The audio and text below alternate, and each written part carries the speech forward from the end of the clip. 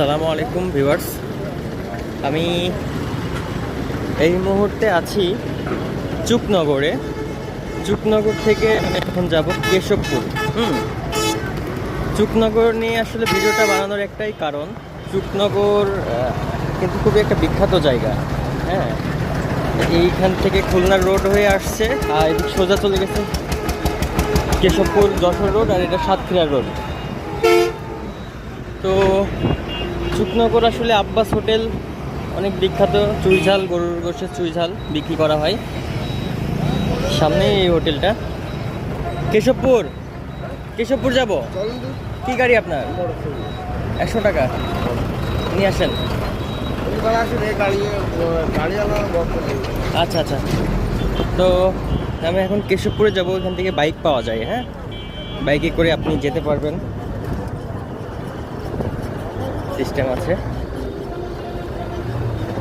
প্রচুর রোদের তাপ, খুবই গরম।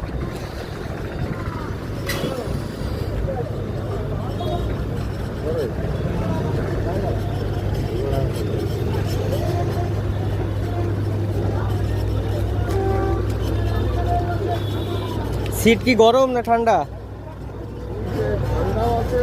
বসতে পারবো? ওরে বাবা, তাও তো অনেক গরম।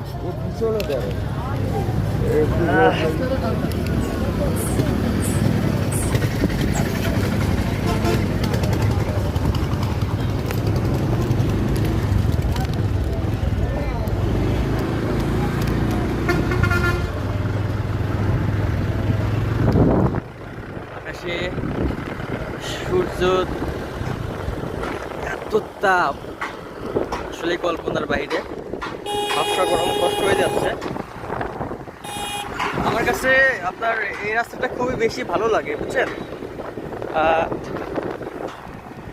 চুকনগর থেকে কেশবপুরের ভেতরের রাস্তাটা খুবই বেশি ভালো লাগে, কারণ প্রাকৃতিক একটা পরিবেশ, গ্রামীণ পরিবেশ। রাস্তার দুই পাশে আপনি কিছু দূর গেলেই দেখতে পাবো আমরা মাছের ক্ষেত, ধানের ক্ষেত।